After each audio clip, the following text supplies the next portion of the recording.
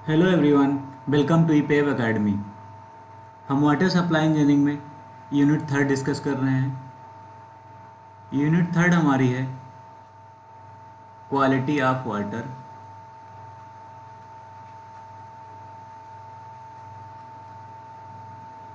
And test.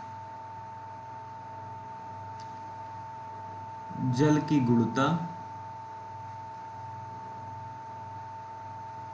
एवं परीक्षण।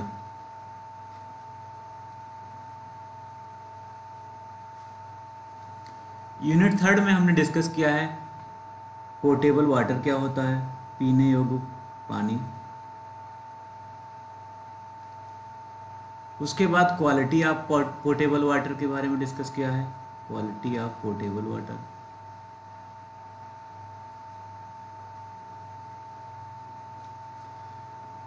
फिर उसके बाद हमने डिस्कस किया इम्प्योरिटी इन वाटर, जल में अशुद्धि जो होती है उसके बारे में डिस्कस किया। फिर उसके बाद हमने डिस्कस किया सैंपलिंग ऑफ वाटर।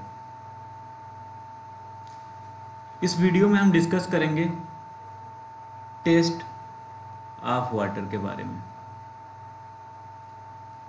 जल का परीक्षण।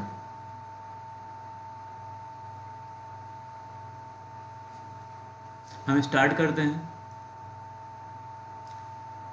Test of water mainly 3 test होते हैं। फर्स्ट टेस्ट होता है फिजिकल टेस्ट, सेकंड होता है केमिकल टेस्ट, थर्ड होता है बैक्टीरियोलॉजिकल टेस्ट। टेस्ट किस लिए करते हैं, before treatment and after treatment, ये सारा हम डिस्कस कर चुके हैं। फिजिकल टेस्ट का मतलब होता है भौतिक परीक्षण।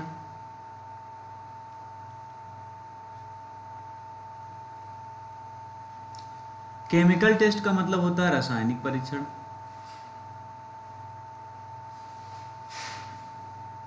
और बैक्टीरियोलॉजिकल टेस्ट का मतलब होता है जीवाणुवीय परीक्षण। जीवाणुवीय परीक्षण।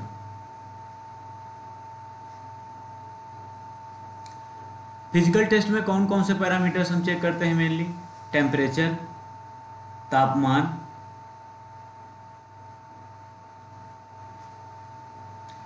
टेस्ट एंड ऑर्डर मीन्स स्वाद एवं गंध,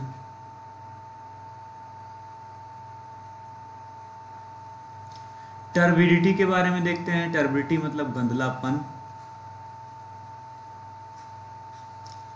कलर, फिजिकल टेस्ट में ही कलर चेक करते हैं, कलर का मतलब सिंपल सा। फिर केमिकल टेस्ट जो है, केमिकल टेस्ट में हम क्या क्या देखते हैं, टोटल सॉलिड, उसके अलावा क्लोराइड कंटेंट चेक करते हैं, डिजॉल्व गैसेस, घुलनशील गैसेस जिसे बोलते हैं, घुलनशील गैसें, सल्फेट कंटेंट के बारे में, उसके अलावा iron and manganese, toxic substance. Toxic substance का मतलब हुआ विषैले पदार्थ जो होते हैं, चेक करते हैं हम लोग विषैले पदार्थ।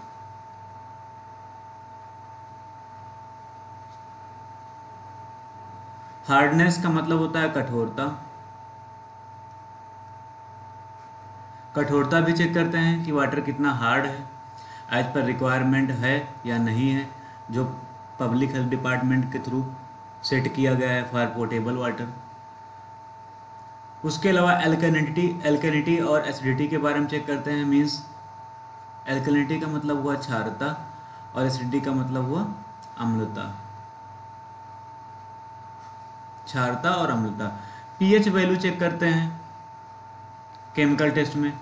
फिर उसके बाद थर्ड टेस्ट जो है हमारा बैक्टीरियोलॉजिकल टेस्ट। बैक्टीरियोलॉजिकल टेस्ट में हम जीवाणुवीय परीक्षण जिसे बोलते हैं, हम ये चेक करते हैं कौन कौन सी बैक्टीरिया हैं, कौन कौन से टाइप की बैक्टीरिया होती हैं, किस टाइप की बैक्टीरिया किस टाइप के रिएक्शन से सर्वाइव करती हैं। उसके अलावा हम चेक करते हैं कि कौन से टेस्ट हैं जिस टेस्ट के थ्रू हम फाइंड करते हैं पैथोजेनिक बैक्टीरिया हमारी कौन सी हैं। ठीक, अब वन बाय वन हम डिस्कस करते हैं। फिजिकल टेस्ट में फर्स्ट पैरामीटर जो हमारा है टेम्परेचर।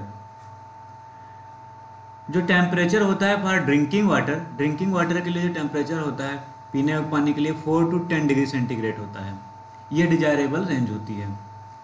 और जो टेम्परेचर वाटर का है कभी भी 35 डिग्री सेंटीग्रेड से ज़्यादा नहीं होना चाहिए, क्योंकि जितना ज़्यादा टेम्परेचर होगा, जैसे जैसे टेम्परेचर इंक्रीज करता है वैसे वैसे उसमें इम्प्योरिटीज़ जो मिलने का प्रोसेस होता है वो भी इंक्रीज होता चला जाता है। तो अगर टेम्परेचर ज़्यादा होता है तो हाई टेम्परेचर पर इम्प्योरिटीज़ बहुत आसानी से और बहुत ही जल्दी मिक्स हो जाती हैं। इसलिए टेम्परेचर हमेशा ड्रिंकिंग वाटर का 4 to 10 डिग्री सेंटीग्रेड के बीच में रखना चाहिए, और कभी भी टेम्परेचर 35 डिग्री सेंटीग्रेड से ज़्यादा नहीं होना चाहिए।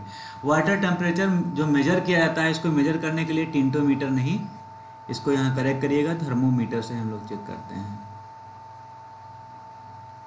थर्मोमीटर के थ्रू हम वाटर टेम्परेचर चेक करते हैं। और ये एमसीक्यू क्वेश्चन इंपॉर्टेंट है, ये क्वेश्चन कॉम्पिटिटिव एग्जाम में भी पूछा जाता है, तो यहाँ पर इसको याद रखिएगा। फिर उसके बाद temperature variation affect the density of water, viscosity of water and vapour pressure. Temperature अगर इंक्रीज करेगा तो डेंसिटी क्या होगा, डेंसिटी मतलब क्या होता है, सघनता या घनत्व जिसे बोलते हो, डेंसिटी डिक्रीज करेगी। तो टेम्परेचर वेरिएशन जो है डेंसिटी को भी अफेक्ट करता है, डेंसिटी ऑफ वाटर को अफेक्ट करता है। उसके अलावा विस्कोसिटी को भी अफेक्ट करता है।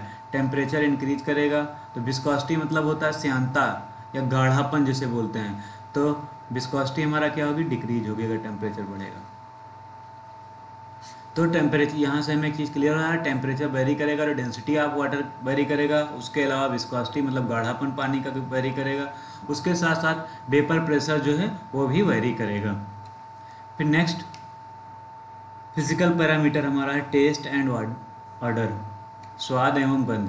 The odour in water is due to organic substances, vegetable matter, microscopic organism of dissolved gases which are still under decomposition। जो ऑर्डर है मतलब गंध, गंध किसके वजह से पानी में होता है, जो कार्बनिक पदार्थ होते हैं, कार्बनिक पदार्थ की वजह से होता है। उसके अलावा जो वनस्पति होता है, वेजिटेटिव मैटर हमारा होता है वनस्पति। उसके साथ साथ जो घुलनशील गैसें होती हैं, डिजॉल्व गैसेस होते हैं, oxygen, carbon dioxide, hydrogen sulphide, उसके अलावा मीथेन, इन सारी गैसों की वजह से भी ऑर्डर होता है, गंध होता है, घुलनशील गैसों की वजह से। तो यहाँ 4 पॉइंट्स क्लियर हो गया। गंध किसके किसके कारण होता है, कार्बनिक पदार्थ मिले होते हैं उसके कारण। वनस्पति होते हैं जो डिकम्पोज हो रहे हैं, अंडर डिकम्पोजिशन मतलब अपघटन जिनका हो रहा होता है, जिसके अपघटन से गंध क्रिएट होता है। उसके अलावा जो घुलनशील गैसें हैं उनकी वजह से गंध पानी में आता है। ऑर्डर को मेजर करने के लिए हम जो इंस्ट्रूमेंट का यूज करते हैं उस इंस्ट्रूमेंट का नाम है ऑस्मोस्कोप।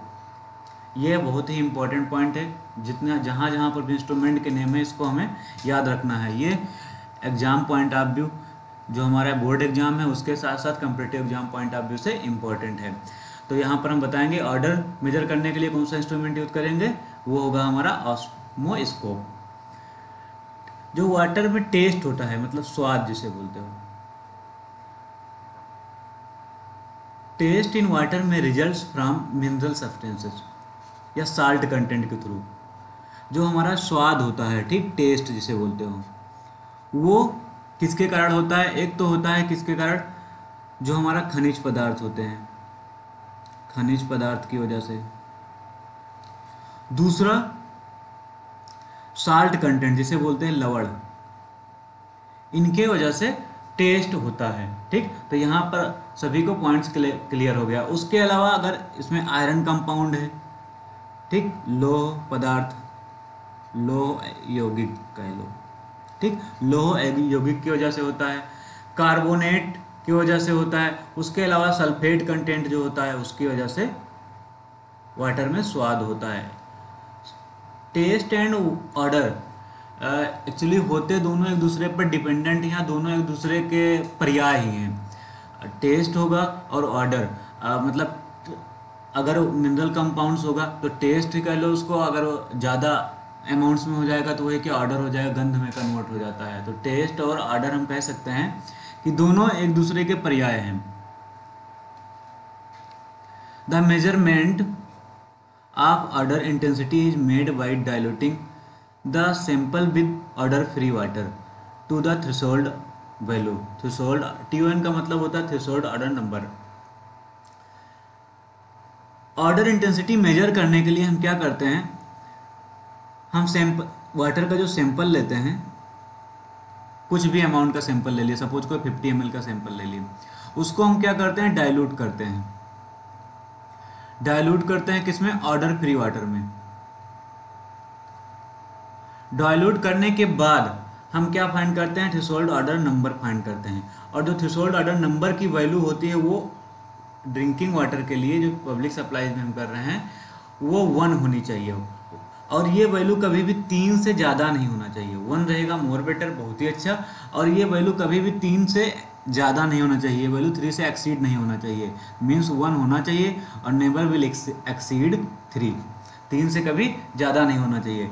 और TON की वैल्यू फाइंड करने के लिए हम क्या करते हैं, जो हमारा फाइनल वॉल्यूम है, ठीक, divide by initial volume VI से डिनोट कर देते हैं। यहाँ पर V और F क्या होता है, इसका मतलब होता है final volume after addition of odour free water. Sample बनाने के बाद ऑर्डर फ्री वाटर इसमें ऐड करने के बाद जो हमारा फाइनल वॉल्यूम होता है उसको हम VF से डिनोट कर सकते हैं। इनिशियल वॉल्यूम ऑफ सैंपल को हम क्या, volume initial volume, V for volume and I for initial volume. तो मीन्स TON को हम लिख सकते हैं VF डिवाइड बाई VI।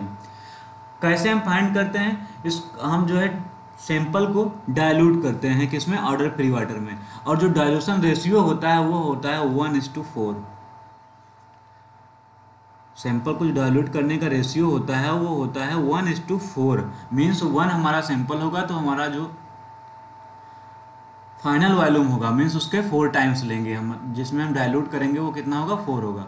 तो यहाँ से एक बात क्लियर होना चाहिए कि जो डाइल्यूशन रेशियो होगा 1:4 जनरली हम लोग लेते हैं। टर्बिडिटी, टर्बिडिटी क्या होता है, नेक्स्ट हमारा पैरामीटर है फिजिकल टेस्ट में। टर्बिडिटी का मतलब होता है गंदलापन। टर्बिडिटी कैसे होगा, पानी गंदा हमारा कब होगा, जब उसमें कोई भी सॉलिड पार्टिकल्स, सॉयल्स के पार्टिकल्स मिले हुए होंगे तभी गंदलापन होगा। तो ये किसके वजह से होता है,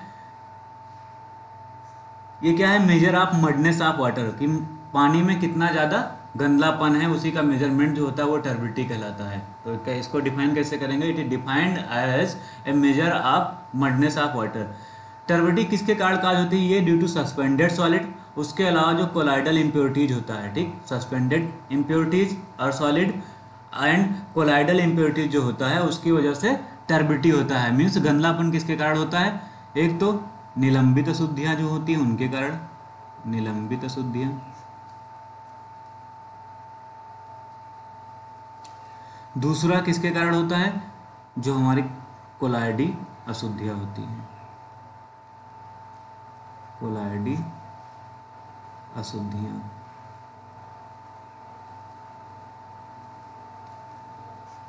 के कारण गंदलापन होता है, टर्बिडिटी होता है। इसको हम सिलिका स्केल पर कैसे मेजर करते हैं, standard unit of turbidity is obtained by addition of 1 milligram silica, ठीक, in 1 litre of pure water. 1 milligram को ऐड करना है, 1 मिलीग्राम सिलिका ऑक्साइड किसमें ऐड करना होता है, 1 लीटर जो प्योर वाटर होता है, 1 लीटर प्योर वाटर। तो हमें 1 यूनिट जो है टर्बिडिटी फाइंड करना, 1 यूनिट जो हमें टर्बिडिटी मिलता है। टर्बिडिटी क्योंकि 1 लीटर में 1 मिलीग्राम में 1 लीटर सिलिका हम ऐड करते हैं और इसका यूनिट इसलिए क्या होता है, ppm। ppm का मतलब क्या होता है, पार्ट पर मिलियन, पार्ट पर मिलियन। और यहाँ से क्लियर है कि 1 मिलीग्राम किसमें, 1 लीटर में ऐड करते हैं। तो स्टैंडर्ड यूनिट जो टर्बिडिटी को मेजर करने के सिलिका स्केल पर कैसे हम ऑब्टेन करते हैं, 1 मिलीग्राम सिलिका को हम ऐड करते हैं 1 लीटर ऑफ प्योर वाटर में। और ये यूनिट जो होती है ppm में होती है, इसको सिलिका मिलाकर हम लोग फाइंड करते हैं, इसलिए इसको सिलिका टर्बिडिटी यूनिट भी बोलते हैं, silica turbidity unit. The optimum value for drinking water, drinking water के लिए जो सिलिका स्केल पर टर्बिडिटी की जो ऑप्टिमम वैल्यू है वो 5 ppm है, इंपॉर्टेंट है competitive exam point of view से। 5 ppm होता है और ये वैल्यू कभी भी डोमेस्टिक यूज के लिए एक्सीड नहीं करना चाहिए 10 ppm से। मतलब 5 ppm एक्सेप्टेबल होता है, ठीक, ऑप्टिमम वैल्यू होता है। और ये वैल्यू कभी भी एक्सीड नहीं करना चाहिए 10 ppm से फॉर डोमेस्टिक यूज, ठीक। फिर नेक्स्ट टॉपिक आएगा इसमें, टर्बिडिटी को कैसे डिटरमाइन करेंगे। डिटर्मिनेशन ऑफ टर्बिडिटी, गंधलेपन को कैसे हम फाइंड करेंगे, कैसे पता लगाएंगे। तो इसको फाइंड करने के डिफरेंट टेस्ट हैं, लेबोरेटरी टेस्ट हैं। वो टेस्ट कौन कौन से, यहाँ पर आपको टेस्ट के नेम याद रखने हैं। टर्बिडिटी रॉड मेथड, कौन कौन सा मेथड है, एक टर्बिडिटी रॉड मेथड है, दूसरा है जैक्सन टर्बिडिटी मीटर मेथड, और नेक्स्ट एक मेथड है जिसे हम बोलते हैं वेलीज टर्बिडिटी मीटर और नेफ्लोमीटर मेथड। कौन कौन सा मेथड, फर्स्ट है हमारा टर्बिडिटी रॉड मेथड, दूसरा है Jackson turbidity meter method and third one है Baylis turbidity meter and nephelometer method. ये question exam point of view, competitive exam point of view से बहुत ही इम्पोर्टेंट है। जहाँ पर क्वेश्चन पूछ लिया जाता है टर्बिडिटी मीटर को मेजर करने के लिए कौन सा इंस्ट्रूमेंट यूज किया जाता है, 4 ऑप्शंस मिल जाते हैं। उसके अलावा ऐसे भी पूछ लिया जाता है मिलाने के लिए कि हाँ टर्बिडिटी रॉड मेथड है, उसके अलावा और 2-3 इंस्ट्रूमेंट के नेम दे दिया जाएगा और उसके रेस्पेक्ट में क्या फाइंड करना है उसका नाम दे दिया जाएगा और आपको बताना, उसमें उसको मैच कराना होता है। तो यहाँ पर टर्बिडिटी रॉड मेथड हमें याद रखना है, जैक्सन टर्बिडिटी मीटर और वेलीज एंड नेफ्लोमीटर मेथड की हेल्प से हम टर्बिडिटी को फाइंड करते हैं। फिर नेक्स्ट पैरामीटर है कलर। फिजिकल पैरामीटर हमारा क्या है, colour. The colour imparted to water is due to decaying of vegetable और organic substances dissolve in it. Colour किसके थ्रू आता है वाटर में, जो ऑर्गेनिक सब्सटेंस है हमारे कार्बनिक पदार्थ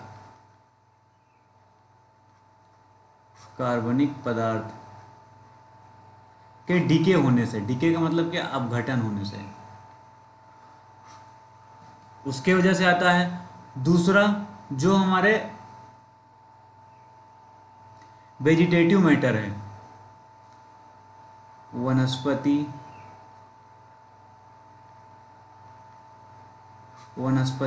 पदार्थ, वनस्पति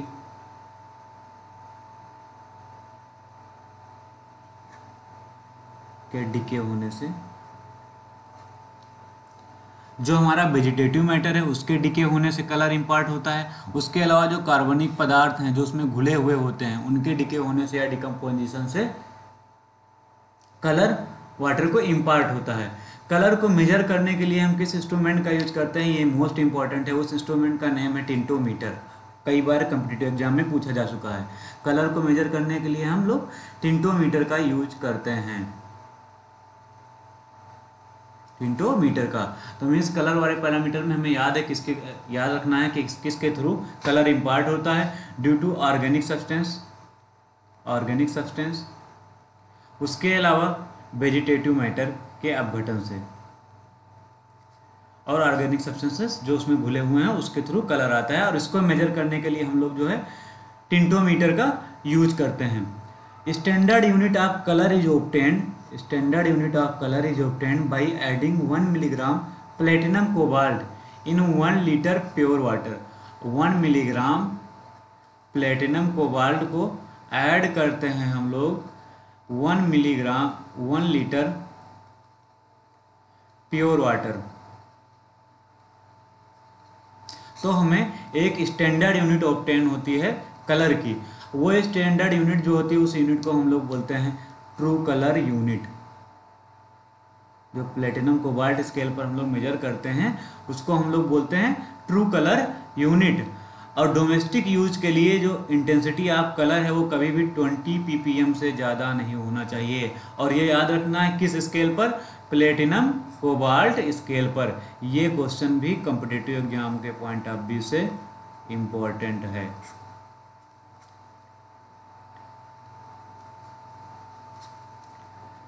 फिर आगे बढ़ते हैं केमिकल टेस्ट। अब हमारा फिजिकल पैरामीटर्स हमारे हो गए, कौन कौन से फिजिकल टेस्ट करते हैं। फिजिकल टेस्ट में कौन कौन से हमने पैरामीटर्स देखे, टेम्परेचर, दूसरा हमने देखा test and order,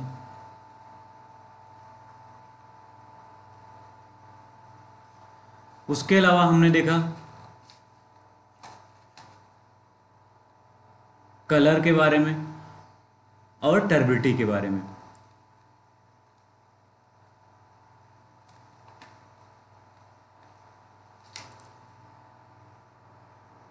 turbidity and colour के बारे में, ये 4 पैरामीटर्स। अब इसमें हमें मेन पॉइंट्स क्या देखना था, किस किस के थ्रू टेम्परेचर इंक्रीज होता है, उस या जितने भी फिजिकल पैरामीटर हैं किसके थ्रू होते हैं, उसके अलावा इनका इम्पैक्ट क्या पड़ता है, और साथ साथ में हमने ये देखा कि इसको मेजर करने के लिए किस इंस्ट्रूमेंट का यूज करते हैं। तो मेनली हमें ये बताना है किसके थ्रू ये पैरामीटर्स अफेक्ट होते हैं और किसके थ्रू इसको हम लोग मेजर करते हैं, और इसकी स्टैंडर्ड यूनिट क्या होती है और लिमिटिंग वैल्यू क्या होती है, लिमिटिंग एंड एक्सेप्टेबल वैल्यू, जो competitive exam point of view से इम्पॉर्टेंट है।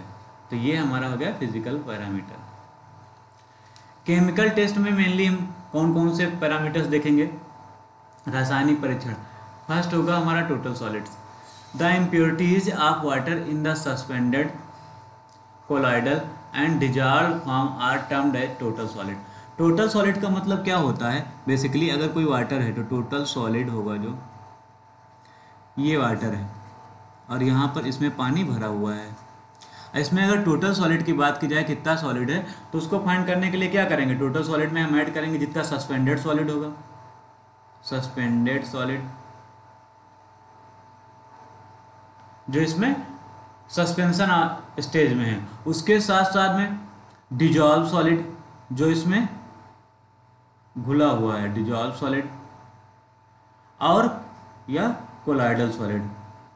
ये जितना भी सॉलिड होंगे या इम्प्योरिटीज होंगे वो टोटल किस में आएगा, टोटल सॉलिड। इसके अलावा तो कोई सॉलिड इसमें होगा नहीं, या तो सस्पेंडेड सॉलिड होगा, डिजॉल्व सॉलिड होगा और कोलाइडल सॉलिड होगा।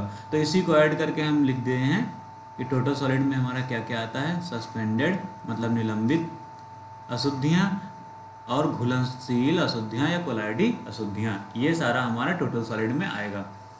The quantity of total solid in water can be found by evaporating a sample of water and then weighing the residue left. अगर हमें टोटल सॉलिड फाइंड करना है तो उसके लिए क्या करना होगा, ये हमारा कंटेनर है,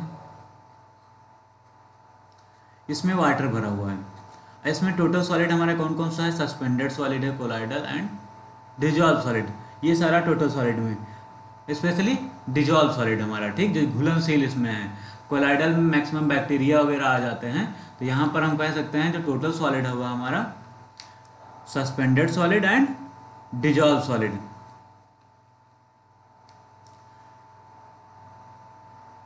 अब इसको फाइंड करने के लिए क्या करेंगे, इस वाटर को हम क्या करेंगे, हीट करेंगे, और जब वाटर एवेपोरेट हो जाएगा पूरा, तो इसमें जितना भी सॉलिड होंगे वो क्या होगा, इसमें बच जाएगा। उस रेजिड्यू को, रेजिड्यू मतलब क्या, जो अवशेष है, अवशेष, उस अवशेष को हम क्या करेंगे, वेट कर लेंगे, और वेट करके हम बताएंगे कि कितना इसमें सॉलिड प्रेजेंट है। तो ये तरीका होता है टोटल सॉलिड को फाइंड करने के लिए। और अगर सस्पेंडेड सॉलिड फाइंड करना है, to find suspended solid the water sample is filtered and then residue left on filter paper is weight. Total solid find करने के लिए हमने क्या बताया, इसको क्या करते हैं, इवेपोरेट करते हैं। इवेपोरेट करने के बाद जितना रेजिड्यू बचता है, अवशेष बचता है, उसको वेट कर लेते हैं, और वेट करने पर हमें सॉलिड मिल जाता है, वही हमारा टोटल सॉलिड है। और अगर हमें सस्पेंडेड सॉलिड फाइंड करना है, सस्पेंडेड मतलब निलंबित अशुद्धियाँ, उसको फाइंड करने के लिए क्या करेंगे, लिखते हैं सस्पेंडेड सॉलिड को फाइंड करने के लिए, उसको फाइंड करने के लिए क्या करेंगे, हम फिल्टर करेंगे। फिल्टर करने के बाद फिल्टर पेपर पर, ठीक है, फिल्टर पर हमारा जितना रेजिड्यू बचता है, जो फिल्टर में रुक जाता है, उसको हम क्या करेंगे, वेट कर लेंगे, और हमें पता चल जाएगा कितना हमारा सस्पेंडेड सॉलिड है। अब सस्पेंडेड सॉलिड हमें पता चल गया, क्या क्या, टोटल सॉलिड पता चल गया,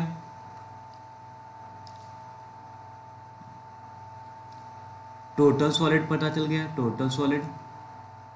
उसके अलावा सस्पेंडेड पता चल गया, सस्पेंडेड सॉलिड। अब अगर हमें यहां से डिजॉल्व सॉलिड निकालना है, डिजॉल्व फाइंड करना है, तो उसके लिए क्या करेंगे, हमें पता है total solid is equal to होता है, टोटल सॉलिड होता है suspended solid, suspended solid plus dissolve solid. और हमें डिजॉल्व सॉलिड फाइंड करना है, तो डिजॉल्व सॉलिड को हम क्या करेंगे, डिजॉल्व सॉलिड को फाइंड करने के लिए टोटल सॉलिड से माइनस कर देंगे हम सस्पेंडेड सॉलिड। ठीक, टोटल सॉलिड फाइंड करने के लिए इवेपोरेट करते हैं और सस्पेंडेड सॉलिड के लिए हम क्या करते हैं, वाटर को फिल्टर करते हैं। तो ये हो जाता है हमारा तरीका फाइंड करने का। उसके बाद the amount of total solid in water for domestic use is generally restricted to 500 ppm। Domestic use करने के लिए, डोमेस्टिक यूज के लिए जो टोटल सॉलिड की जो जनरल वैल्यू है उसको हम कितना लेते हैं, 500 ppm। ठीक, ये लिमिट एक्सीड कर सकती है, कहाँ तक वेरी कर सकती है, वो वेरी कर सकती है 1500 ppm। लेकिन ये जो वैल्यू है ये हार्मफुल इफेक्ट डालती है ह्यूमन बॉडी पर। ठीक है, तो इसलिए इस वैल्यू की, ये जो मैक्सिमम एकदम पीक वैल्यू है ये 1500 ppm होता है, लेकिन जनरली ये प्रॉब्लम क्रिएट करती है। तो इसलिए जो जनरल वैल्यू हम लोग लेते हैं वो 500 ppm लेते हैं। Higher amount of up to 1500 ppm क्या होता है, परमिटेड तो है, but it also may lead to psychological effect on human body. जो ह्यूमन बॉडी है उस पर साइकोलॉजिकल इफेक्ट डालता है। ये था हमारा parameter, chemical parameter. Chemical parameters में टोटल सॉलिड, हमने इसमें देखा टोटल सॉलिड क्या होता है, उसमें क्या क्या इन्वॉल्व होता है, कैसे इसको फाइंड करते हैं। उसके अलावा डिजॉल्व सॉलिड कैसे निकालेंगे, सस्पेंडेड सॉलिड कैसे निकालेंगे, फिर उसके बाद डिजॉल्व सॉलिड कैसे निकालेंगे, इसकी लिमिट क्या होती है। सारे पैरामीटर में हम यही देख रहे हैं कैसे ये होता है। उसके अलावा इसको मेजर कैसे करते हैं और इसकी लिमिट क्या होती है। लिमिटिंग वैल्यू बहुत ही इंपॉर्टेंट है competitive exam point of view से, acceptable value and limiting value. फिर नेक्स्ट केमिकल पैरामीटर से chlorides content. Chlorides are usually present in water in the form of NaCl and may have access to water due to pollution from sea water। Chloride किस form में होता है, इन the form of NaCl, salt के form में होता है। और किसके वजह से आ जाता है, ये जब वाटर में पॉल्यूशन होता है, due to pollution of water. Water में पॉल्यूशन होगा तो क्या होगा, उसमें साल्ट कंटेंट बढ़ेगा, और जब साल्ट कंटेंट बढ़ेगा तो क्या, उसमें क्लोराइड कंटेंट भी इंक्रीज होगा। और ये कहाँ से आता है पॉल्यूशन, या तो सी वाटर की वजह से होता है, इसके अलावा इंडस्ट्रियल वाटर या इंडस्ट्रियल जो वेस्ट है वो उसमें डिस्पोज किया जाता है, तो पॉल्यूशन क्रिएट होता है जिससे साल्ट कंटेंट इंक्रीज होता है। किसकी वजह से, due to pollution from sea water, समुद्री पानी है उसमें जो पॉल्यूशन होता है उसकी वजह से। उसके अलावा इंडस्ट्रियल एंड डोमेस्टिक वेस्ट की वजह से। Chloride content in water should not greater than 200 ppm। Most important points, ये लिमिटिंग वैल्यू जितनी भी है इसको हमें याद रखना है। जो वाटर कंटेंट के लिए जो होता है क्लोराइड कंटेंट, वाटर के लिए जो क्लोराइड कंटेंट है वो कभी भी 200 ppm से ज़्यादा नहीं होना चाहिए। लिमिटिंग वैल्यू 200 ppm से ज़्यादा नहीं होना चाहिए, इंपॉर्टेंट पॉइंट्स है। फिर नेक्स्ट केमिकल्स पैरामीटर है हमारा डिजॉल्व गैसेस, या जिसे बोलते हैं घुलनशील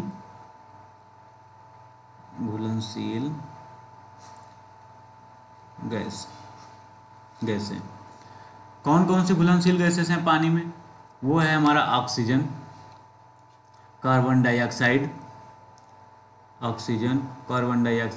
hydrogen sulphide and methane gases. और ये गैसें कहाँ कहाँ से आ जाती हैं, देखो ऑक्सीजन तो एनवायरनमेंट से ले लेते हैं, कार्बन डाइऑक्साइड भी एनवायरनमेंट से आता है, सल्फाइड कहाँ से आएगा, जहाँ सल्फेट कंटेंट होगा जिस लैंड में, जिस पर्टिकुलर लोकेशन में।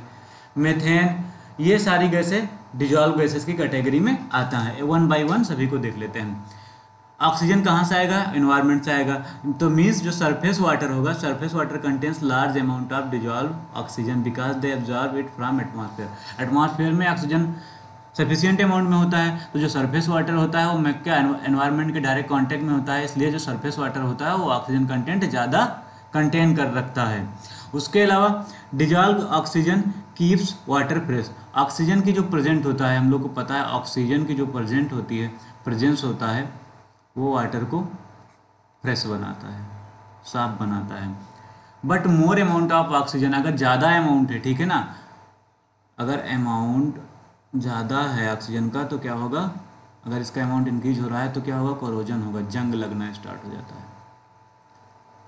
पाइप मटेरियल जिस पाइप से हम वाटर को ट्रांसपोर्ट कर रहे हैं, कन्वे कर रहे हैं, उसमें क्या हो जाएगा, जंग लगना स्टार्ट हो जाएगा। तो यहाँ पर हमें याद रखना, ऑक्सीजन सरफेस वाटर में ज़्यादा होता है, इसकी प्रेजेंस वाटर को फ्रेश बनाता है, लेकिन एक्सेप्टेबल लिमिट से ज़्यादा होने पर क्या होगा, ये पाइप में जंग लगना स्टार्ट कर देता है। फिर उसके बाद नेक्स्ट है कार्बन डाइऑक्साइड। इसको भी किससे लेते हैं, एनवायरनमेंट से ही। तो water contains CO2 from atmosphere, ठीक, एटमॉस्फेयर वातावरण से लेता है। When carbonated water comes across A calcium and magnesium, carbon containing जो वाटर है, अगर वो कैल्शियम और मैग्नीशियम के कांटेक्ट में आता है तो क्या करेगा, तो CO2 जैसे क्या होता है, वाटर है और ये एटमॉस्फेयर से क्या लेता है, ऑक्सीजन, और ऑक्सीजन डिस्कस कर चुके हैं। अब कार्बन डाइऑक्साइड भी ऑक्सीजन से, कार्बन डाइऑक्साइड भी एटमॉस्फेयर से लेता है। तो होता क्या है, जब कार्बोनेटेड वाटर, जो कार्बोनेट कंटेनिंग वाटर है, वो कैल्शियम और मैग्नीशियम के जब कांटेक्ट में आता है, कैल्शियम एंड मैग्नीशियम के कांटेक्ट में आता है, कैल्शियम मैग्नीशियम क्या हमारा साल्ट होता है, तो CO2 जो होता है उस पर एक्ट करता है, क्रिया करता है, CO2 क्रिया करता है, और क्रिया करने के बाद उसको किस में कन्वर्ट कर देता है, बाइकार्बोनेट, और बाइकार्बोनेट में कन्वर्ट करने से क्या होगा, हमारे जो वाटर की है हार्डनेस इंक्रीज कर जाती है, हार्डनेस इंक्रीज कर जाती है, जिससे पानी हमारा क्या हो जाता है, कठोर हो जाता है, जिसे बोलते हैं खारा हो जाता है, पानी कठोर हो जाता है या खारा हो जाता है। तो ये प्रॉब्लम होती है, कार्बोनेटेड वाटर कैल्शियम मैग्नीशियम से कांटेक्ट में जब आता है तो कार्बन डाइऑक्साइड उस पर रिएक्शन करती है, और रिएक्शन करके वो बाइकार्बोनेट बनाता है, जिससे क्या होता है, वाटर की हार्डनेस इंक्रीज करते हैं और हमारा वाटर खारा हो जाता है, कठोर हो जाता है, इसलिए कह सकते हैं। और वाटर कठोर होगा तो क्या, बहुत सारी प्रॉब्लम्स क्रिएट होंगी, डिस्कलरेशन हो जाएगा, फोम्स कम क्रिएट होता है। उसके अलावा जो हमारा सॉप कंजम्पशन होता है, साबुन का ज़्यादा कंजम्पशन होगा, बॉयलर्स में क्या हो जाए, लेयर्स वाइट स्पॉट बन जाते हैं। अभी आगे हम डिस्कस भी करेंगे हार्डनेस के बारे में थोड़ा सा। फिर नेक्स्ट पैरामीटर जो हमारा है, उस पैरामीटर्स में ही नेक्स्ट पॉइंट्स जो है मेथेन, डिजॉल्व गैसेस पैरामीटर हमारा केमिकल्स है, उसमें क्या है नेक्स्ट गैस, वो है मेथेन। मेथेन कहाँ से आएगा, मेथेन दलदली जमीन से आते हैं, जहाँ पर सीवर वगैरह हमारा होता है, तो it is generally found in sewers, marshy area, दलदली जमीन, एंड ओवर पैडी और राइस फील्ड। कहाँ से मेथेन हम लेते हैं, सीवर, मेथेन कहाँ कहाँ से मिलेगा हमें, सीवर कंटेनिंग एरिया होगा या मार्सी एरिया कह लो, दलदली ज़मीन होगा, वहाँ से मेथेन मिलेगा। उसके अलावा पैडी मतलब जो धान की खेती होती है, वो जब सड़ता है उसमें, तो वहाँ से भी मीथेन जनरेट होता है। तो इन सारी जगहों से मीथेन कंटेंट आता है। फिर उसके बाद नेक्स्ट हमारा जो डिजॉल्व गैसेस है वो है हाइड्रोजन सल्फाइड। हाइड्रोजन सल्फाइड क्या होता है, ये किसकी वजह से, due to presence of organic matter in water, जो कार्बनिक पदार्थ है उनकी प्रेजेंस की वजह से हाइड्रोजन सल्फाइड आता है। और इसका जो प्रेजेंस होता है, हाइड्रोजन सल्फाइड अगर सल्फाइड वाटर में प्रेजेंट है तो उसमें जो है स्मेल आती है, वो स्मेल कैसी होती है, लाइक जो एग होता है अंडे की जैसा, रोटेन एग जो की तरह इसमें स्मेल आता है अगर पानी में हाइड्रोजन सल्फाइड अवेलेबल होता है। हाइड्रोजन सल्फाइड किसकी वजह से होता है, due to presence of organic matter, अगर ऑर्गेनिक मैटर प्रेजेंट होंगे तो हाइड्रोजन सल्फाइड प्रेजेंस होंगे। नेक्स्ट है हमारा आयरन एंड मैग्नीज, जो हमारा नेक्स्ट केमिकल पैरामीटर्स है या रासायनिक पैरामीटर्स है, वो है आयरन एंड मैग्नीज। हमने डिजॉल्व गैसेस में देख लिया, डिजॉल्व गैसेस क्या कौन कौन सी होती हैं, हमने देखा oxygen, carbon dioxide, methane, hydrogen sulphide, ये सारी डिजॉल्व गैसेस हैं। इनको कहाँ कहाँ से हम लेते हैं इसके बारे में डिस्कस किया, और इनका प्रेजेंस क्या क्या बताता है, ये सारी चीज़ों के बारे में हमने डिस्कस कर लिया है। Iron and manganese, the presence of iron and manganese in water causes discolouration of water. Iron और मैग्नीज अगर प्रेजेंट है वाटर में तो क्या करता है, ये डिसकलरेशन क्रिएट करता है। मीन्स बिरंगना, जिसे कहते हैं बिरंग कह दो, मतलब जो भी हमारा, अगर सपोज करो क्लॉथ के जो है धुलाई कर रहे हैं, कपड़े की धुलाई कर रहे हैं, तो उसमें क्या उसका जो कलर हो उड़ाने का काम करेगा। Hence the presence of these metals are undesirable in portable water. Iron और मैग्नीज का जो प्रेजेंस है वो क्या होगा, अनडिजायरेबल है, इसको जो है बहुत ही कम अमाउंट में प्रेजेंट होना चाहिए, इसीलिए इसकी जो लिमिटिंग वैल्यू है बहुत ही कम होती है। वो लिमिटिंग वैल्यू कितना, 0.3 ppm होता है। मीन्स जो आयरन और मैग्नीज है कभी भी 0.3 ppm से ज़्यादा नहीं होना चाहिए, किसके लिए, ड्रिंकिंग वाटर के लिए। क्यों, क्योंकि ये डिस्कलरेशन क्रिएट करता है। Presence of iron and manganese gives reddish brown colour. कैसे पहचानेंगे आयरन और मैग्नीज है या वाटर में, नहीं तो अगर कलर से हम देखेंगे तो इसका जो कलर होता है रेडिश ब्राउन होता है, रेडिश ब्राउन, लाल एंड भूरा जिसे बोलते हैं, रेडिश ब्राउन कलर होता है। एक्सेप्टेबल लिमिट हमें याद रखना है, मोस्ट इंपॉर्टेंट है competitive exam point of view से। ड्रिंकिंग वाटर के लिए इसकी वैल्यू 0.3 ppm से कभी भी ज़्यादा नहीं होना चाहिए।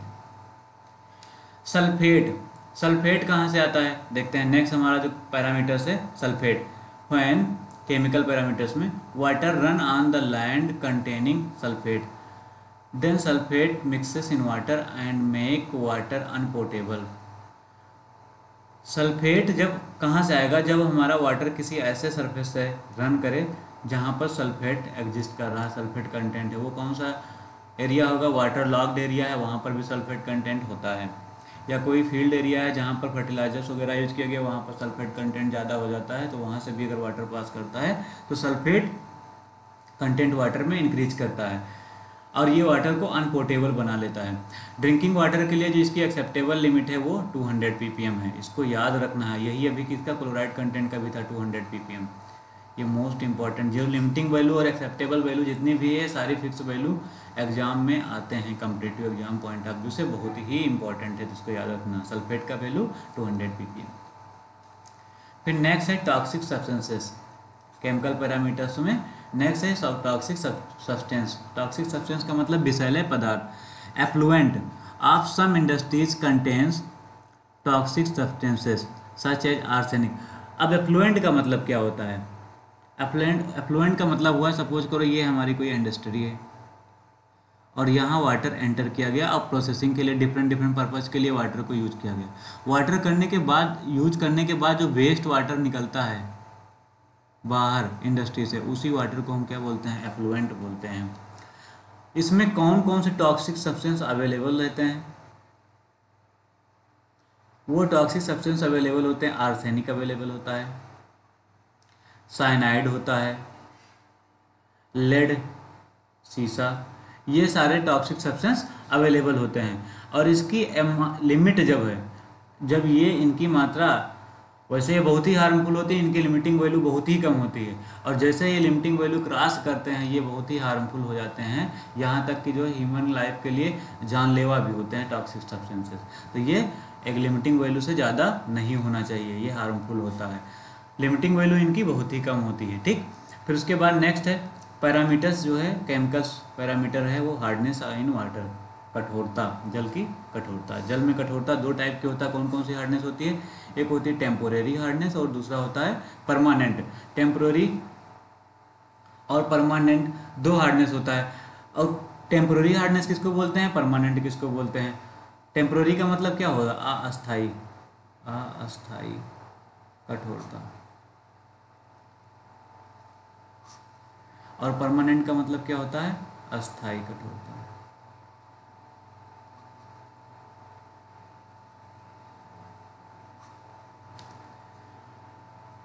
किसकी वजह से टेम्पोररी हार्डनेस होता है, due to presence of carbonate, bicarbonate, sulphate, chlorides and nitrides of calcium and magnesium. Carbonate, bicarbonate, sulphate और क्लोराइड एंड नाइट्राइड्स जो है किसके, कैल्शियम और मैग्नीशियम, इनकी वजह से हार्डनेस होता है, हार्डनेस इनकी वजह से होता है। टेम्पोररी कब, कौन किसकी वजह से हार्डनेस होता है, और परमानेंट हार्डनेस कब होता है। जो टेम्पोररी हार्डनेस होता है, temporary and permanent, temporary hardness कब होता है, when hardness is due to presence of carbonate and bicarbonates of calcium and magnesium, जब कैल्शियम और मैग्नीशियम के कार्बोनेट एंड बाइकार्बोनेट होते हैं, कार्बोनेट एंड बाइकार्बोनेट, तो टेम्पररी हार्डनेस होता है। Means due to presence of carbonate and bicarbonate of calcium, calcium magnesium के carbonate और बाइकार्बोनेट की वजह से टेम्पररी हार्डनेस होता है, अस्थायी कठोरता होता है। इसलिए इसको दूसरा नेम भी है जिसको हम बोलते हैं carbonate hardness, carbonate hardness, temporary hardness को हम लोग कार्बोनेट हार्डनेस भी बोलते हैं। परमानेंट हार्डनेस कैसे होता है, एक पॉइंट और याद रखना, जो टेम्पररी हार्डनेस है इसको कैसे हम लोग रिमूव करते हैं, इसको हम जो है सिंपल बॉयलिंग करके भी रिमूव कर सकते हैं, बॉयलिंग करके। उसके अलावा दूसरा तरीका है, हम इसमें क्या करते हैं, लाइम को जो है ऐड कर देते हैं, चूना होता है, लाइम को हम लोग ऐड करके वाटर में टेम्पररी हार्डनेस को रिमूव कर सकते हैं। परमानेंट हार्डनेस क्या होता है, परमानेंट हार्डनेस किसकी वजह से होता है, due to presence of sulphates, chlorides and nitrides of calcium and magnesium. Temporary hardness किसकी वजह से होता है, carbonate and bicarbonates of calcium and magnesium. और जो परमानेंट हार्डनेस होता है वो sulphate, chlorides and nitrides of calcium और मैग्नीशियम की वजह से होता है परमानेंट हार्डनेस। इसका दूसरा नेम क्या होता है, नॉन कार्बोनेट हार्डनेस। अस्थायी जो कठोरता है उसका दूसरा नाम नॉन कार्बोनेट हार्डनेस, और जबकि टेम्पररी हार्डनेस क्या बोलते हैं हम, कार्बोनेट हार्डनेस। परमानेंट हार्डनेस को रिमूव करने के लिए हमें स्पेशल टेक्निक्स की रिक्वायरमेंट होती है, ये सिंपल तरीके से नहीं हम लोग इसको रिमूव कर सकते हैं। और जबकि हमारा जो टेम्पररी हार्डनेस है उसको हम सिंपली बॉयल करके या लाइम ऐड करके हम रिमूव कर सकते हैं। हार्डनेस का क्या क्या इम्पैक्ट पड़ता है, कठोरता का प्रभाव, इम्पैक्ट ऑफ हार्डनेस, कठोरता का प्रभाव, इसका कह सकते हैं कठोरता का कुप्रभाव, क्योंकि कठोरता अगर ज़्यादा रहती है तो कुप्रभाव ही होता है, मतलब बैड इफेक्ट पड़ता है। कौन कौन सा, it leads to increase consumption of salt due to lesser formation of foam. कठोरता अगर है वाटर में तो क्या क्या प्रॉब्लम क्रिएट होगी, एक तो क्या होगा, जो साबुन होगा, ठीक है, उसका कंजम्पशन बढ़ेगा। ऐसा किस लिए होगा, क्योंकि जो फोम है, फोम का मतलब क्या, झाग या फेना जिसे बोलते हो, झाग जो है, झाग का फॉर्मेशन कम होता है ड्यू टू हार्डनेस। दूसरा, it leads to corrosion and incrustation in pipes, जो पाइप्स है उसमें जंग लगना स्टार्ट हो जाता है, और इनकस्टेशन मतलब चोकिंग होना स्टार्ट हो जाता है पाइप में, किसकी वजह से, due to hardness of water. उसके अलावा इट मेक फूड टेस्टलेस, जो भोजन है, भोजन अगर हम हार्ड वाटर से बनाते हैं तो क्या होता है, भोजन हमारा स्वादहीन या स्वाद लेस हो जाता है, उसका स्वाद अच्छा नहीं होता है। उसके अलावा it lead to scale formation in the boiler. Scale formation का क्या मतलब होता है, जो बॉयलर होता है, बॉयलर में अगर हम हार्ड वाटर यूज करते हैं तो क्या होता है, वहाँ पर बॉयलर में वाइट लेयर फॉर्म हो जाती है अंदर, उसी को हम लोग बोलते हैं स्केल फॉर्मेशन। फिर उसके बाद नेक्स्ट पॉइंट है, hardness of water increased consumption of fuel. अगर हार्ड वाटर है तो वो उसको हीट करने के लिए या डिफरेंट पर्पसेस के लिए, उसको किसी फॉर्म में कन्वर्ट करने के लिए, सपोज करो एग्जांपल लेते हैं हीट करने का, तो अगर उसको हीट करना हुआ तो क्या होगा, उसको हीट करने में ज़्यादा टाइम लगेगा, ज़्यादा टेम्परेचर की रिक्वायरमेंट होगा, तो जो हमारा हार्ड वाटर है उसकी वजह से हमारे फ्यूल का कंजम्पशन भी ज़्यादा होता है, जो ईंधन होता है उसकी खपत ज़्यादा होती है। फिर उसके बाद देखते हैं डिटर्मिनेशन ऑफ हार्डनेस, कठोरता को कैसे पता लगाएंगे। ठीक सिंपल तरीके हम आपको बता दे रहे हैं जो आपके एग्जाम पॉइंट ऑफ व्यू से इम्पॉर्टेंट है। हार्डनेस को फाइंड करने के लिए हम क्या करते हैं, एक तो बॉइलिंग करके पता कर लेते हैं। इन दिस मेथड क्या करते हैं, in this method water is boiled in vessel, एक कंटेनर होगा, इसमें हम क्या करेंगे, वाटर को बॉयल करेंगे, उबाल लेंगे। If water is hard then a white layer formed in the bottom. अभी जैसे हमने बताया भी, जो बॉयलर होता है उसमें हार्ड वाटर की वजह से क्या वाइट स्केल बन जाती है, स्केल फॉर्मेशन हो जाता है। वही स्केल क्या है, शो करता है कि वाटर हार्ड है अगर वाइट स्केल बनता है। तो इसका एक तरीका हो गया फाइंड करने के लिए। बॉयलर में क्या पानी को गर्म ही होता है बॉयलर में, तो सेम यहाँ पर फाइंड करने का तरीका क्या है, वाटर को उबालेंगे और अगर उसमें वाइट लेयर फॉर्म होती है तो मीन्स वाटर क्या है, हार्ड है। सॉफ्ट टेस्ट, इस दूसरा फर्स्ट मेथड है बॉइलिंग ऑफ वाटर, दूसरा मेथड है सॉफ्ट टेस्ट मेथड। इसमें क्या करते हैं, अभी हमने बताया झाग कम फार्म होता है, सॉफ्ट को कंजम्पशन ज़्यादा होता है, तो ये भी एक तरीका फाइंड करने के लिए। इसमें क्या करते हैं, in this test standard solution of water in standard solution of soft is mixed in water, if sufficient amount of foams are not created then water is hard. अभी हमने बताया भी था कि क्या होता है, due to hard water foam जो होता है सफिशिएंट अमाउंट में नहीं क्रिएट होता और जो हमारा सॉफ्ट होता है उसका कंजम्पशन ज़्यादा होता है। तो ये भी एक तरीका है इसको फाइंड करने के लिए। इसको क्या करेंगे, स्टैंडर्ड सॉल्यूशन में हम क्या करेंगे, सॉफ्ट को मिक्स करेंगे और देखेंगे अगर सफिशिएंट अमाउंट में झाग नहीं बन रहा है, फोम नहीं क्रिएट हो रहा है, तो हमारा वाटर हार्ड है। और नेक्स्ट मेथड है EDTA मेथड। EDTA का मतलब क्या होता है, एथिलीन डाई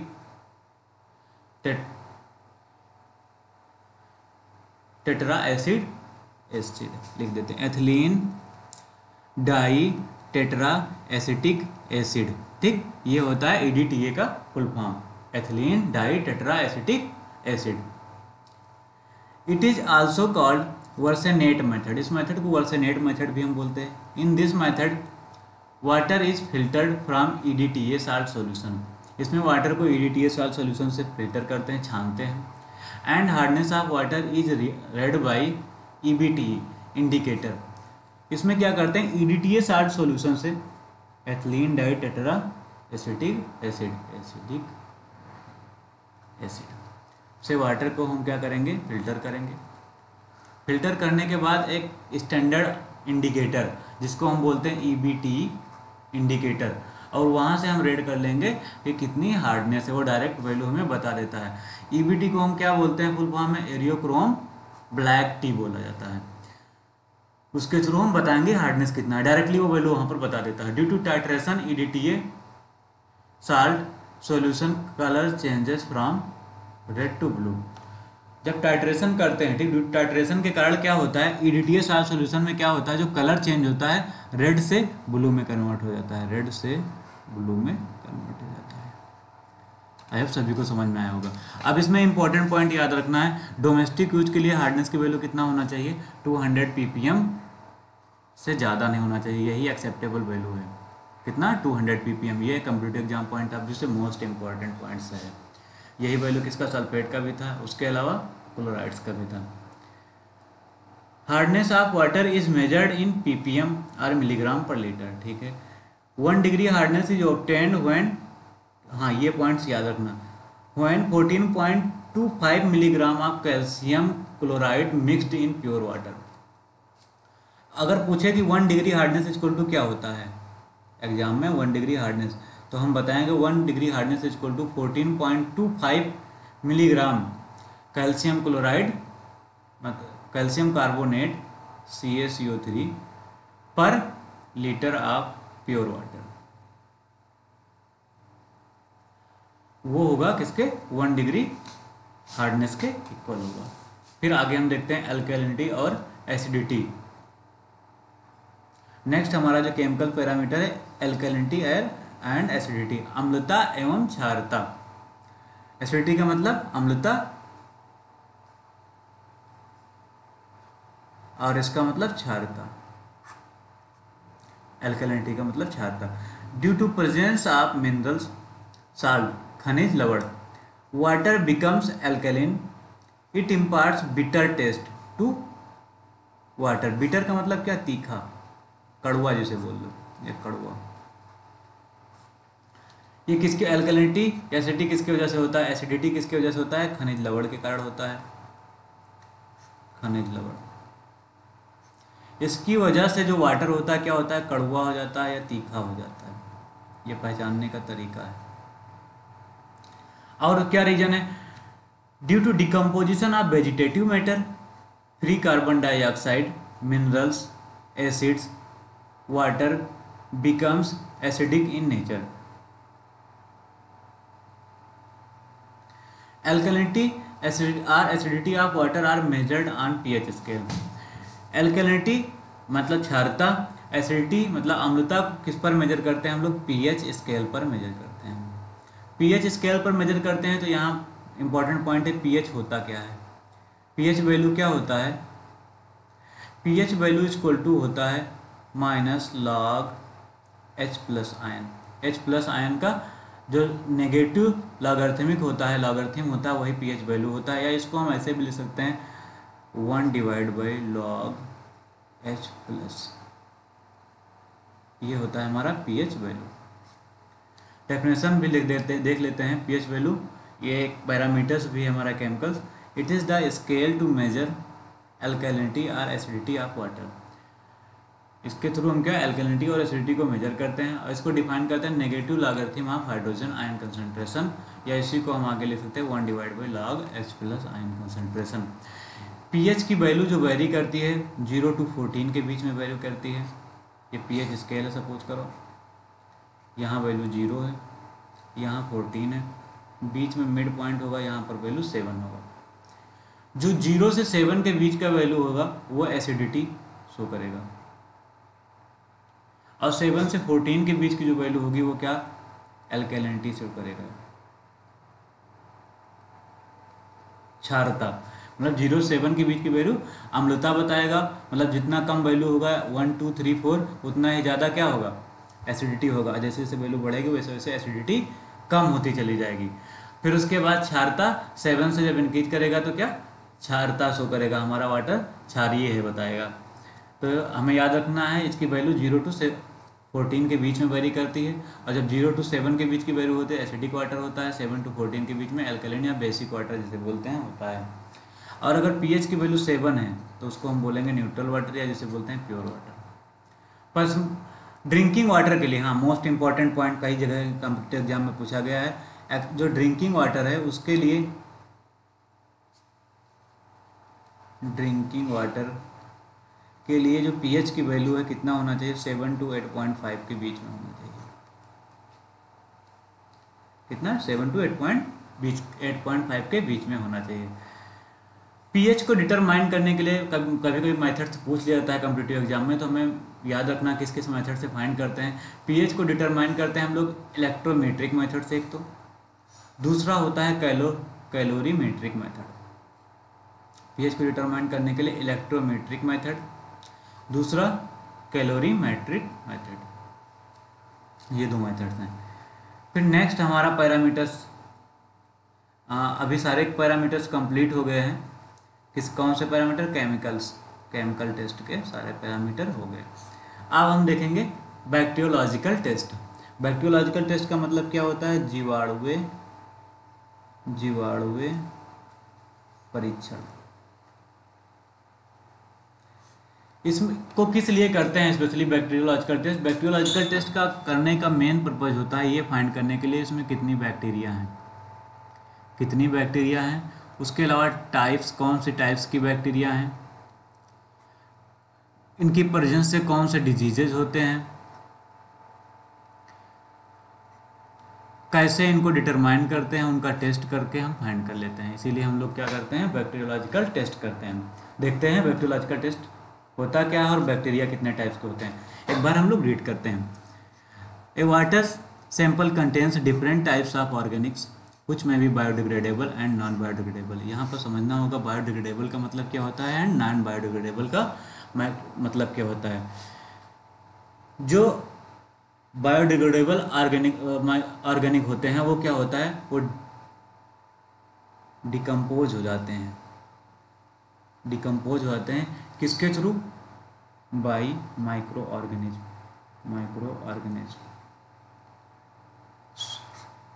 माइक्रो ऑर्गेनिज्म के थ्रू वो डिकम्पोज हो जाता है। डिकम्पोज का मतलब क्या होता है? अपघटन या सड़ना जिसे बोलते हैं, अपघटन। और जो नॉन बायोडिग्रेडेबल होते हैं वो क्या होते हैं? वो डिकम्पोज नहीं होते हैं। किससे? By micro organism. तो आगे देख लेते हैं क्या। Biodegradable organic matter is that which can be decomposed by action of micro organism. In the presence of oxygen, oxygen के प्रेजेंस में जो माइक्रो ऑर्गेनिज्म के थ्रू डिकम्पोज होता है वो बायोडिग्रेडेबल कहलाता है। और ये जो प्रोसेस होता है इस प्रोसेस को हम बोलते हैं बायोलॉजिकल एक्टिविटी, बायोलॉजिकल एक्टिविटी। इस प्रोसेस क्या बोलते हैं, process is known as biological activity. अब यहाँ पर हमें एक चीज़ ध्यान देना है, हमें फाइंड क्या करना है, कौन कौन सी टाइप के बैक्टीरिया हैं और वो बैक्टीरिया हार्मफुल हैं और उनकी वजह से कौन कौन सी बीमारियां होते हैं। तो हमें ध्यान देना है जो बायोलॉजिकल एक्टिविटी होता है उसमें दो रिएक्शन होती है मेनली, एक होता है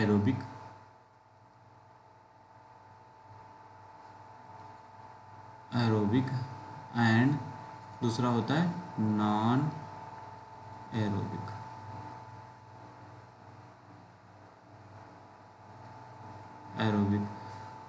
एरोबिक का मतलब होता है वो रिएक्शन, अगर रिएक्शन एरोबिक रिएक्शन यहाँ मेंशन कर देते हैं, रिएक्शन एरोबिक का मतलब होता है वो रिएक्शन जो due to presence of oxygen, जो ऑक्सीजन की प्रेजेंस में होती है। और नॉन एरोबिक का मतलब होता है in the absence of oxygen, वो रिएक्शन जो in the absence of oxygen की होती है। और जो एरोबिक रिएक्शन के थ्रू जो बैक्टीरिया सर्वाइव करती हैं उन बैक्टीरिया को हम बोलते हैं एरोबिक बैक्टीरिया, एरोबिक बैक्टीरिया जो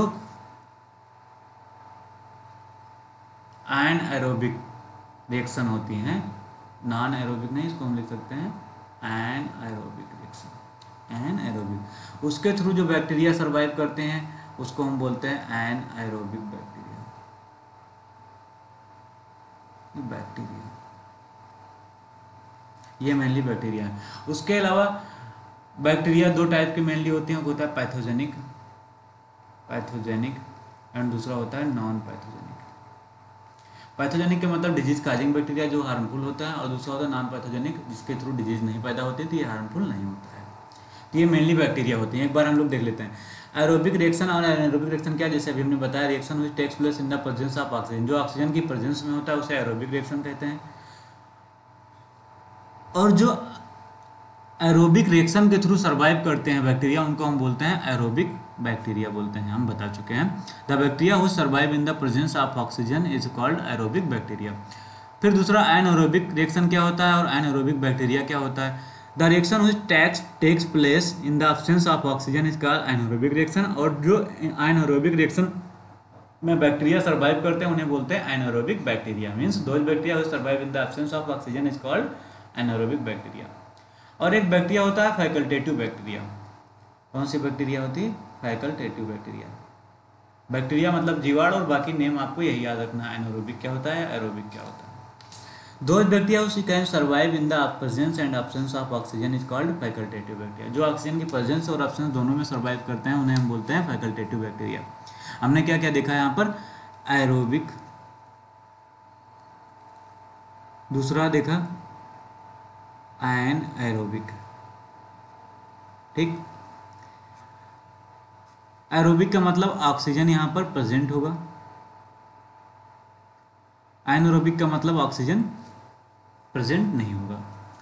जो रिएक्शन ऑक्सीजन के प्रेजेंस में कंप्लीट होती है उसको हम बोलते हैं एरोबिक रिएक्शन, और जो रिएक्शन ऑक्सीजन के एब्सेंस में होती है उसको हम बोलते हैं एनारोबिक रिएक्शन। उसके अलावा बैक्टीरिया की बात की जाए बेस्ड ऑन ऑक्सीजन, तो जो बैक्टीरिया ऑक्सीजन के प्रेजेंस में सर्वाइव करती हैं उसको बोलते हैं एरोबिक बैक्टीरिया, और जो बैक्टीरिया ऑक्सीजन के एब्सेंस में सर्वाइव करते हैं उसको बोलते हैं एनारोबिक बैक्टीरिया। या दूसरे टाइप से कह सकते हैं जो एरोबिक रिएक्शन के थ्रू सर्वाइव करते हैं उसको एरोबिक बैक्टीरिया, जो एनारोबिक रिएक्शन में सर्वाइव करते हैं उनको एनारोबिक बैक्टीरिया बोलते हैं। और एक बैक्टीरिया होता है facultative bacteria,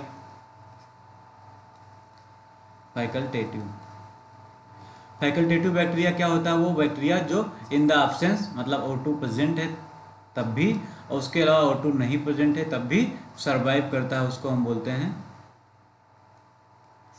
facultative bacteria. Bacteria के थ्रू कौन कौन से रोग होते हैं ये हमें देखना है। देखो मेनली हम बताएं दो टाइप के बैक्टीरिया होते हैं, पैथोजेनिक और नॉन पैथोजेनिक। पैथोजेनिक जो डिजीज काजिंग बैक्टीरिया होते हैं, और नॉन पैथोजेनिक जो जिसके थ्रू डिजीज नहीं होता है, और जो इसके थ्रू डिजीज होता है मीन्स पैथोजेंस जो होता है, पैथोजेनिक बैक्टीरिया होते हैं वो हार्मफुल होता है हमारे लाइफ के लिए। The most important micro organism present in the water that are capable in transmitting disease are known as pathogens. जिसके थ्रू डिजीज, जिस ऑर्गेनिज्म के थ्रू डिजीज ट्रांसफर होता है या डिजीज काज होता है, जिसके थ्रू बीमारियां पैदा होती है, उसको हम लोग डिजीज काजिंग माइक्रो ऑर्गेनिज्म या पैथोजेंस बोलते हैं, और ऐसी बैक्टीरिया को पैथोजेनिक बैक्टीरिया बोलते हैं। अब उस हम देखते हैं पैथोजेंस कौन कौन से होते हैं। हमारा डिजीज काजिंग ऑर्गेनिज्म जो होते हैं उसको हम क्या बोलते हैं, पैथोजेंस। अब वो पैथोजेंस कौन कौन है, बैक्टीरिया हो सकता है बैक्टीरिया के फॉर्म में, दूसरा प्रोटोजोआ के फॉर्म में, और तीसरा वायरस के फॉर्म में। ठीक, बैक्टीरिया के थ्रू कौन कौन सी बीमारियां हो सकती है, इसको यहाँ से क्वेश्चन एक और बनता है, वाटर बॉर्न डिजीज कौन कौन सी होता है। वाटर बॉर्न डिजीज मीन्स जल जनित बीमारियां कौन कौन सी हैं, जल के थ्रू कौन कौन सी बीमारियां होती है। तो बैक्टीरिया के थ्रू होता है, बैक्टीरिया के थ्रू कॉलरा होता है, डायरिया हो जाता है, टाइफाइड एंड जॉन्डिस, इसको हमें याद करना रहेगा। प्रोटोजोआ के through amoebic and amoebic dysentery होता है। वायरस के थ्रू कौन कौन सी बीमारी, हेपेटाइटिस हो जाता है और पोलियोमेलिटिस हो जाता है, पोलियो जिसे बोलते हैं, ये बीमारियां हो जाते हैं। ये बीमारियां जो है पैथोजेंस के थ्रू हैं। और कौन कौन से पैथोजन, बैक्टीरिया, प्रोटोजोआ और वायरस। और दूसरा क्वेश्चन कहाँ से बनेगा कि वाटर बॉर्न डिजीज कौन है, तो हम बताएंगे कौन कौन सी वाटर बॉर्न, जल से कौन कौन सी बीमारियां होती हैं, उसका आंसर यही होगा। बैक्टीरिया मेनली दो टाइप्स होते हैं, हम बता भी चुके हैं आप लोग को, एक होता है पैथोजेनिक, दूसरा होता है नॉन पैथोजेनिक। पैथोजेनिक जिससे बीमारियां फैलती हैं, जो disease causing bacteria, non pathogenic जिससे बीमारियां नहीं फैलती हैं। जो पैथोजेनिक बैक्टीरिया होती हैं वो हार्मफुल होती हैं, और नॉन पैथोजेनिक बैक्टीरिया हार्मफुल नहीं होते हैं, बट इन दोनों को आइसोलेट करना, अलग करना बहुत ही डिफिकल्ट होता है। नोट में हमें याद रखना है, जो कंबाइंड ग्रुप होता है दोनों बैक्टीरिया को, इसका किसका, पैथोजेनिक और नॉन पैथोजेनिक का, वही बैक्टीरिया उसको हम बोलते हैं बी कोली ग्रुप। क्या बोलते हैं, बी कोली ग्रुप। इसमें पैथोजेनिक और नॉन पैथोजेनिक दोनों बैक्टीरिया का जो कंबाइंड ग्रुप होता है। और the common bacteria in the group, जो पैथोजेनिक और नॉन पैथोजेनिक में जो कॉमन बैक्टीरिया होता है, इनको हम बोलते हैं ई कोली। अब पैथोजेंस को फाइंड करने के लिए टेस्ट हम लोग किस लिए कर रहे हैं, कि बैक्टीरिया को फाइंड करने के लिए, बैक्टीरिया को फाइंड करने के लिए टेस्ट करते हैं। बैक्टीरिया, वो भी कौन से बैक्टीरिया, स्पेशली जो पैथोजेनिक हैं, जो हार्मफुल बैक्टीरिया हैं। अब पैथोजेनिक बैक्टीरिया है नहीं, स्पेशली हम फाइंड करते हैं पैथोजेंस। पैथोजेंस में बैक्टीरिया आता है, उसके अलावा जो प्रोटोजोआ भी आ जाता है। सब फाइंड करने के लिए हम लोग क्या करते हैं, बैक्टीरियोलॉजिकल टेस्ट करते हैं। स्पेशली जो बैक्टीरियोलॉजिकल टेस्ट है वो किया ही जाता है पैथोजेनिक बैक्टीरिया फाइंड करने के लिए। और उसको फाइंड करने के लिए जो टेस्ट होता है वो कौन सा होता है, मेम्ब्रेन फिल्टर टेक्निक्स होता है, और उसके अलावा ई कोली टेस्ट होता है। अभी तक हम क्या देख रहे थे, बैक्टीरिया क्या होता है, कौन कौन सी बैक्टीरिया होता है, पैथोजेनिक, नॉन पैथोजेनिक, उसके अलावा कौन कौन से डिजीज हो सकती हैं, वाटर बॉर्न डिजीज जो उसके बारे में देखें। पैथोजेनिक नॉन पैथोजेनिक के अलावा हमने देखा जो बैक्टीरिया हैं based on oxygen, based on oxygen कितने टाइप की बैक्टीरिया होती हैं। हमने देखा एरोबिक एंड एनारोबिक। उसके अलावा हमने देखा एरोबिक रिएक्शन क्या होता है, एनारोबिक रिएक्शन क्या होता है।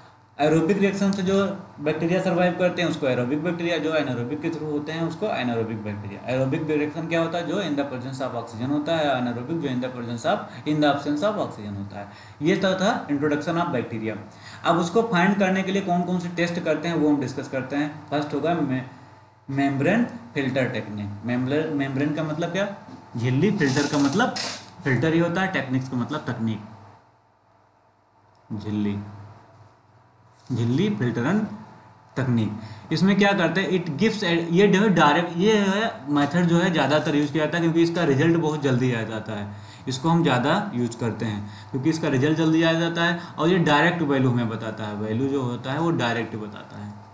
ठीक, एक बार रीड करते हैं। It gives a direct count of coliform bacteria and it is preferred environment engineer as result is obtain 24 hour. Result जल्दी आता है इसलिए जो एनवायरमेंटल इंजीनियर है मैक्सिमम मेम्ब्रेन फिल्टर टेक्निक का यूज करते हैं। इस मेथड में क्या करते हैं, in this method the water sample is filter through जो, ये याद रखना 0.45 माइक्रोन साइज का जो है फिल्टर होता है, उससे हम क्या करते हैं, वाटर को फिल्टर करते हैं। उसके ऊपर क्या होता है, माइक्रो ऑर्गेनिज्म जो होता है 0.45 माइक्रोन से जो बड़े माइक्रो ऑर्गेनिज्म होते हैं वो क्या होता है, उस पर रुक जाते हैं और हमें पता चल जाता है इसमें माइक्रो ऑर्गेनिज्म कितना होता है। उसके बाद क्या करते हैं, उसको इंक्यूबेट कर देते हैं। इंक्यूबेट कितने डिग्री सेंटीग्रेड पर करेंगे, 35 सेंटीग्रेड पर उसको इंक्यूबेट करेंगे, ठीक, हीट देंगे, उष्मा देंगे। कब तक करेंगे, for 24 hour. The number of colonies of coliform are counted which are further related to the colonies of pathogens. 0.45 micron के फिल्टर से उसको क्या करेंगे, फिल्टर कर लेंगे। उसके ऊपर जो माइक्रो ऑर्गेनिज्म रुके हुए हैं उसको क्या करेंगे, इंक्यूबेट कर देंगे। कितने डिग्री सेंटीग्रेड पर, 37 डिग्री सेंटीग्रेड पर 24 आवर के लिए। और जो कॉलोनीज हमें मिलेंगी उसको क्या करेंगे, हम पैथोजन से रिलेट करेंगे और हमें पता चल जाएगा कि कितने हमारे पैथोजेंस इसमें अवेलेबल है। और ये डायरेक्ट काउंट देता है, इसलिए इसको ज़्यादा हम लोग प्रीफर करते हैं। दूसरा टेस्ट होता है E coli test. E coli test 3 stage में होता है। 3 स्टेज में कौन कौन से होता है, एक प्रिजेम्पटिव टेस्ट होता है, कंफर्म टेस्ट होता है, दूसरा होता है कंप्लीटेड टेस्ट। इकोली टेस्ट क्या होता है, थोड़ा इसके बारे में इंट्रोडक्शन देखते हैं। The presence of pathogens in water can be detected indirectly by indicator organism. E coli test में जो पैथोजेंस होता है, जैसे अभी हमने मेम्ब्रेन फिल्टर टेक्निक्स में हमने देखा, जो हमें रिजल्ट मिल रहा था वो डायरेक्ट मिल जा रहा था। लेकिन जो इकोली टेस्ट है इसमें क्या होता है, इनडायरेक्ट टेस्ट, इनडायरेक्टली हम वैल्यू को फाइंड करते हैं किसके थ्रू, इंडिकेटर ऑर्गेनिज्म के थ्रू, जो इंडिकेट करता है कि पैथोजेंस हैं। An indicator organism one whose presence in water indicate the presence of pathogens. Indicator organism का जो प्रेजेंस वो इंडिकेट करता है कि पैथोजेंस अवेलेबल हैं या नहीं अवेलेबल। अगर वो प्रेजेंस है तो क्या होगा, इंडिकेटर ऑर्गेनिज्म का प्रेजेंस जो होगा इंडिकेट करेगा कि पैथोजेंस अवेलेबल है। The presence of indicator organism is indicated by the E coli test, ठीक है, तो वही बात रिपीट हो गई। फिर उसके बाद the E coli test in determines एम्पियन of the coliform bacteria in the 100 ml water sample. E coli test के थ्रू क्या हम फाइंड करते हैं, एमपीएन। एमपीएन क्या होता है, most, P for probable and N for number.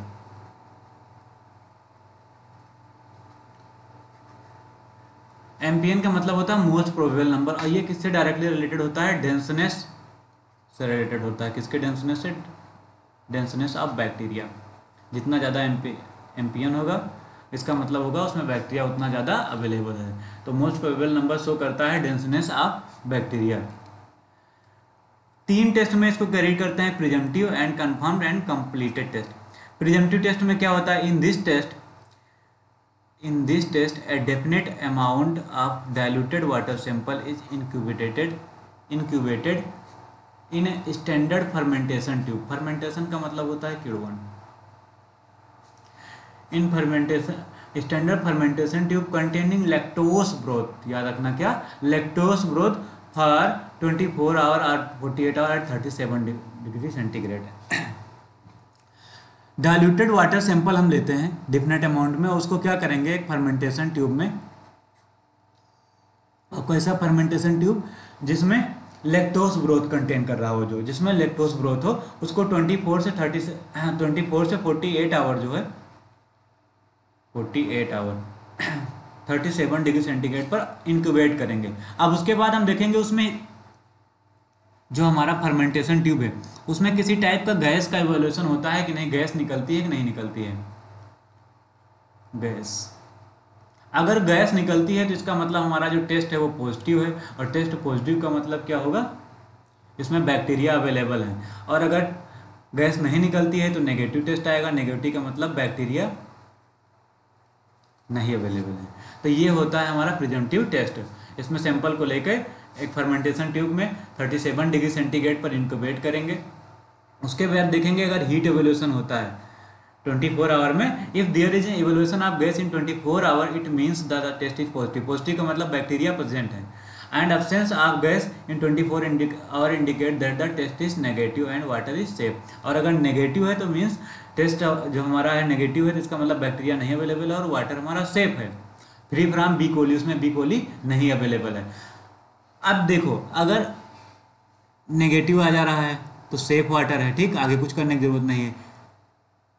और अगर पॉजिटिव टेस्ट आ जा रहा है, ठीक, मतलब बैक्टीरिया अवेलेबल है, बैक्टीरिया अवेलेबल है। और अगर बैक्टीरिया प्रेजेंट है तो उसके बाद हम नेक्स्ट फेज की तरफ बढ़ते हैं। नेक्स्ट फेज हमारा क्या होता है, कंफर्म टेस्ट, मतलब जो हमारा प्रिजम्पटिव टेस्ट है उसके आगे बढ़ेंगे। अगर हमारा टेस्ट में बैक्टीरिया अवेलेबल है वो टेस्ट होगा प्रिजम्पटिव टेस्ट के बाद जो नेक्स्ट फेज होगा वो होगा कंफर्म टेस्ट। इसमें क्या करेंगे, in this test the small material from positive presumptive test, जो प्रिजम्पटिव टेस्ट है, जो पॉजिटिव प्रिजम्पटिव टेस्ट है उसका सैंपल लेंगे।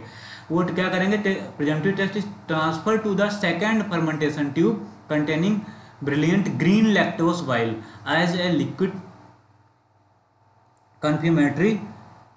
Confirmatory medium. अब इसमें क्या करते हैं, जो पॉजिटिव टेस्ट आया है उस टेस्ट को उससे सैंपल लेंगे, उस सैंपल को क्या करेंगे दूसरे फर्मेंटेशन ट्यूब में लेंगे और वहां पर भी सेम प्रोसेस करेंगे। क्या करेंगे, इसको क्या करेंगे, इनक्यूबेट करेंगे। ठीक, याद रखना कितने डिग्री सेंटीग्रेड, 37 डिग्री सेंटीग्रेड पर 24 to 48 आवर। और यहाँ पर भी हम देखेंगे उसके बाद कि अगर गैस का एवोल्यूशन होता है, गैस निकल रही तो टेस्ट हमारा पॉजिटिव है, मीन्स यहाँ बैक्टीरिया अवेलेबल है। और अगर गैस नहीं निकल रही तो हमारा क्या होगा, नेगेटिव टेस्ट है, मीन्स हमारा वाटर सेफ है, तो हमें आगे बढ़ने की जरूरत नहीं है। लेकिन अगर टेस्ट पॉजिटिव है तो हम क्या करेंगे, थर्ड फेज की ओर बढ़ेंगे। और थर्ड फेज हमारा क्या होगा, कंप्लीटेड टेस्ट। और इस टेस्ट में क्या करेंगे, जो पॉजिटिव टेस्ट है उसका सैंपल लेंगे और नेक्स्ट ट्यूब में हम लोग उसको लेते हैं। वही सेम प्रोसेस रिपीट करेंगे। क्या करेंगे, in this test the samples of the previous test are taken into lactose broth fermentation tube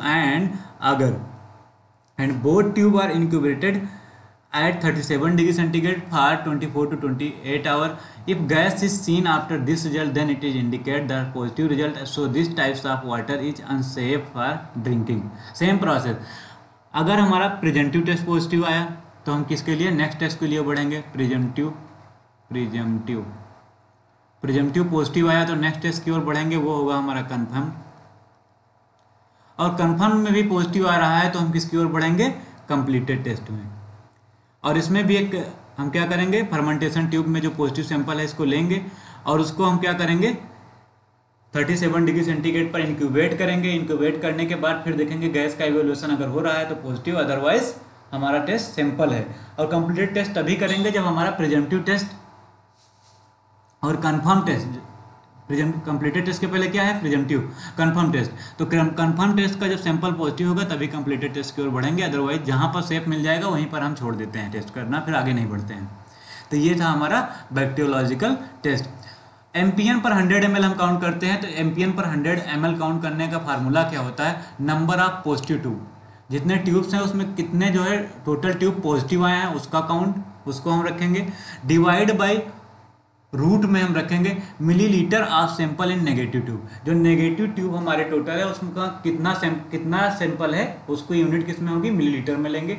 उसके अलावा जो टोटल ट्यूब है उसमें कितने मिलीलीटर सैंपल है उसको मल्टीप्लाई करेंगे, रूट में रखेंगे और हमें वैल्यू पता चल जाएगी एमपीएन पर 100 ml। तो ये फार्मूला है एमपीएन पर 100 ml काउंट करने का।